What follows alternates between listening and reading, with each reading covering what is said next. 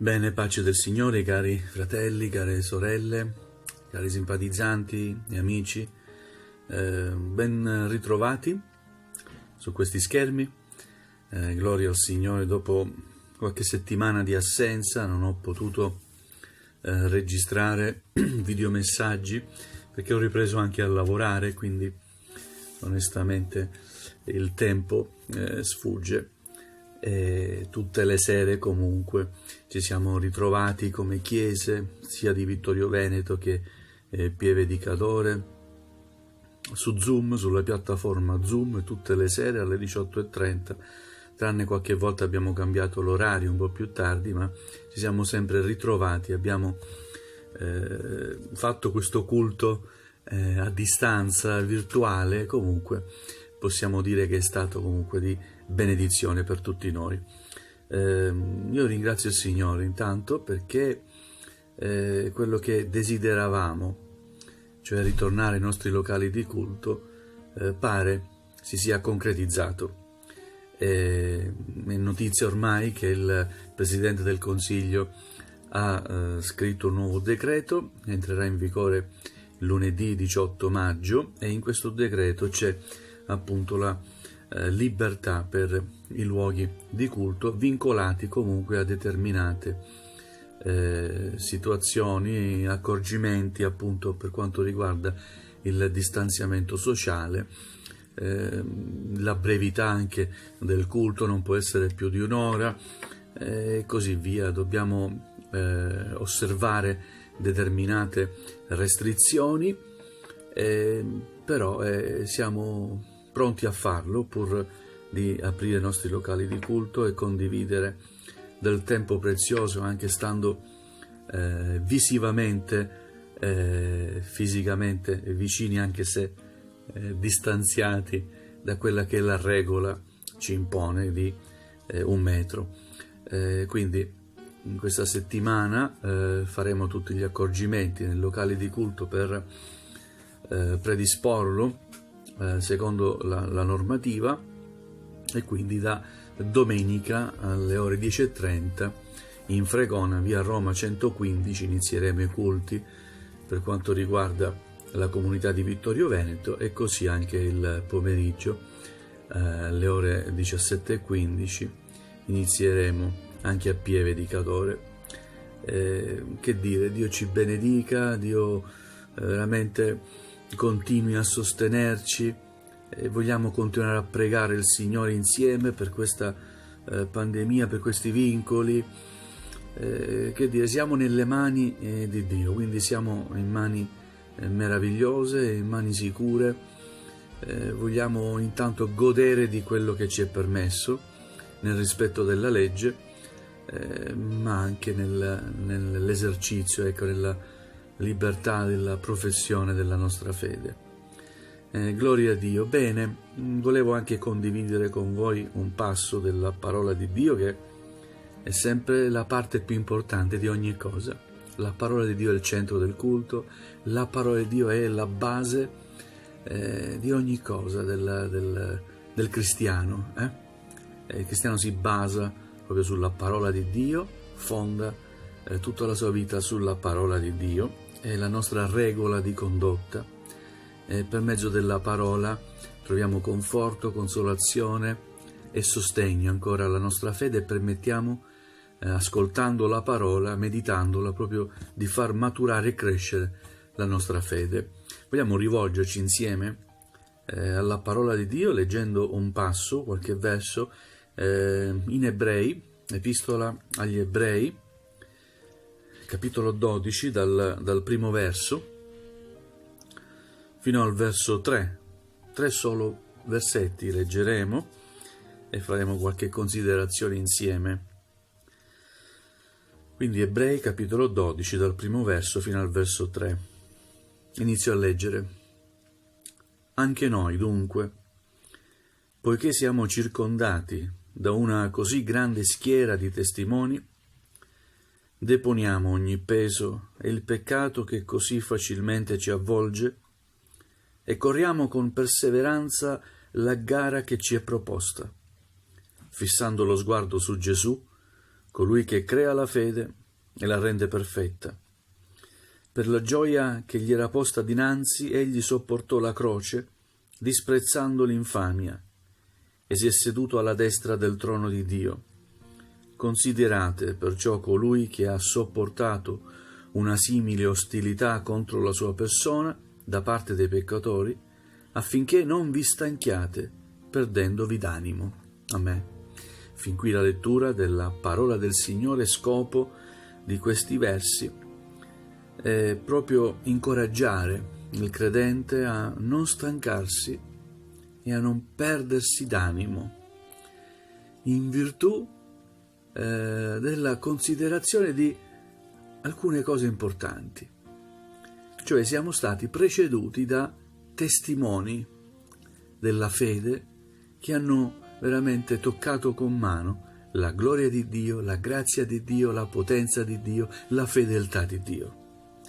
Il capitolo 11 elenca proprio, possiamo definirli eroi della fede, no? Testimoni della fede. E intanto il capitolo 11 inizia con la definizione della fede. Quando uno parla di fede, sicuramente molti risponderanno è fiducia. La fede è molto e molto di più. Or la fede è certezza. Leggo dal capitolo 11, versetto 1. Or la fede è certezza di cose che si sperano, dimostrazione di realtà che non si vedono. Questa è la fede. È piena certezza di qualcosa che speri. È dimostrazione di una realtà che non vedi con gli occhi. Gloria al Signore. Per fede, continua, comprendiamo che i mondi sono stati formati dalla parola di Dio.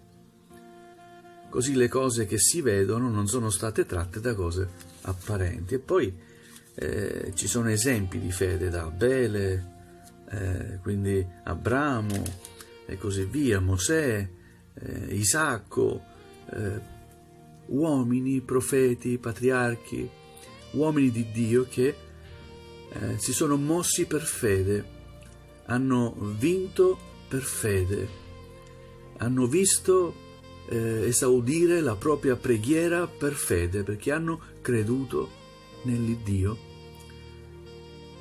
verace, nell'Iddio fedele. Gloria al Signore. Quindi comprendiamo adesso il capitolo 12, che inizia con anche noi, come loro, come quelli che ci hanno preceduto, anche noi. Dunque, poiché siamo circondati da una così grande schiera di testimoni, deponiamo ogni peso e il peccato che così facilmente ci avvolge e corriamo con perseveranza la gara che ci è proposta. Ci è proposta una gara. E questa gara di fede non è una competizione contro gli altri, è una competizione contro noi stessi. Noi dobbiamo vincere noi stessi. È necessario partecipare, sì, ma è necessario tagliare il traguardo. Dobbiamo arrivare a tagliare il traguardo. È necessario quindi, per tagliare il traguardo, che corriamo. Gloria al Signore, iniziando a camminare, poi man mano aumenta il passo, fino a correre. Si parla di una corsa cristiana. Gloria al Signore. È necessario deporre il peso, lasciare il peso. Non si può correre con il peso. Quindi deponiamo ogni peso, lasciamo ogni peso ai piedi del Signore e occupiamoci proprio di percorrere questa gara, affrontare questa gara. Abbiamo iniziato a camminare per fede nelle vie del Signore e continuiamo a farlo fino alla fine, fino al raggiungimento del traguardo.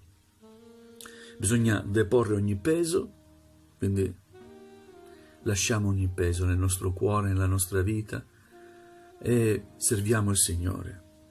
Lasciamo anche il peccato che così facilmente ci avvolge. Per correre bisogna essere liberi. Il peccato ci avvolge, non ci rende liberi nei movimenti. Se avete visto sicuramente un atleta, ha un abbigliamento adatto per svolgere il suo esercizio, quindi per correre, pantaloncini, maglietta, abiti leggeri che gli consentano un movimento adatto, affinché lo porti poi all'obiettivo di tagliare il traguardo. Quindi il peccato facilmente ci avvolge, ci impedisce questi movimenti liberi. Dobbiamo lasciare il peccato, non possiamo portarci dietro il peccato. Dobbiamo accettare il sacrificio di Gesù, dobbiamo accettare il suo perdono. Accettando il perdono di Cristo nella nostra vita, i nostri peccati vengono cancellati, vengono presi e buttati in fondo al mare, scritto nella parola di Dio in Isaia. Alleluia. E il Signore non se ne ricorda più. Quindi non portiamoci dentro gli errori, ma accettiamo il perdono di Cristo, andiamo ai piedi del Signore. Lasciamo il peso ed il peccato, che così facilmente ci avvolge, e corriamo con perseveranza la gara che ci è proposta. Alleluia, con perseveranza. Bisogna essere perseveranti, continuativi, continuare, non incostanti, ma perseveranti, costanti nelle vie del Signore.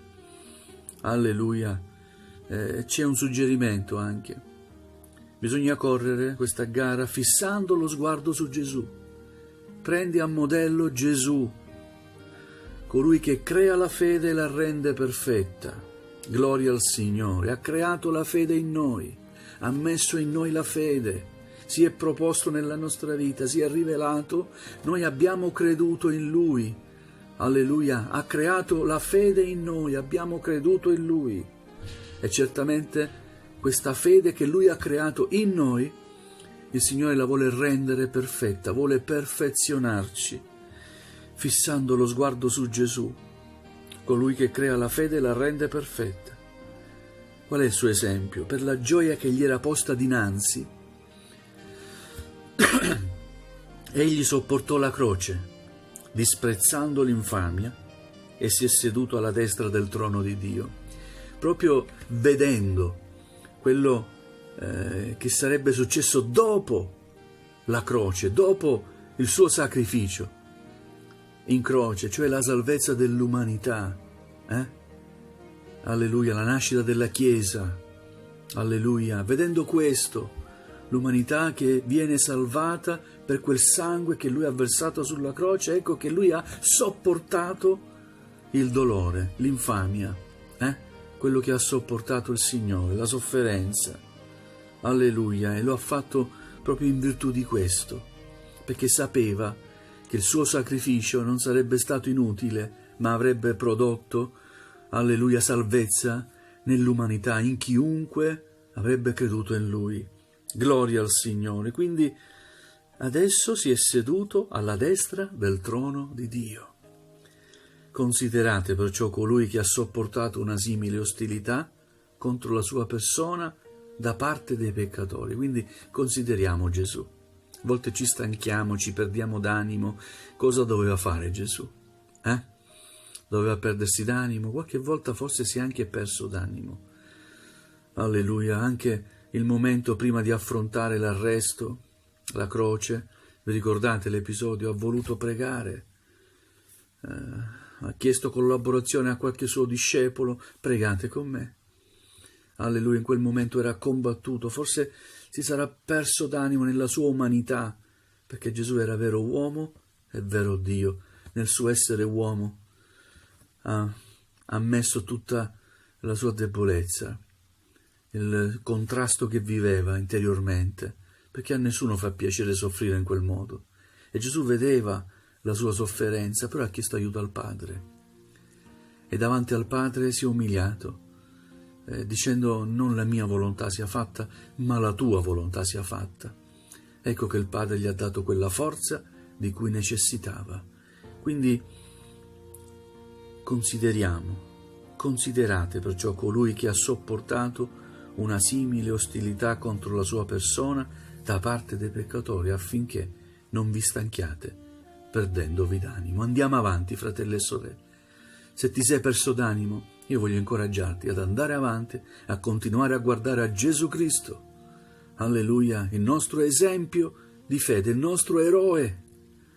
Alleluia, per eccellenza, guardiamo a Lui.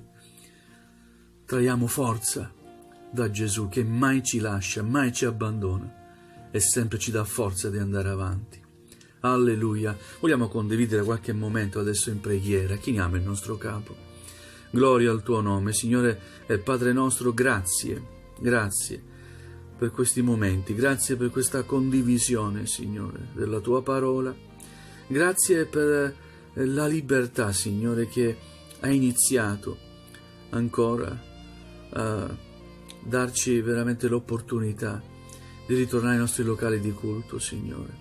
Grazie per ogni cosa e ti prego ancora per coloro che hanno ascoltato questo videomessaggio, questa breve meditazione, questa parola.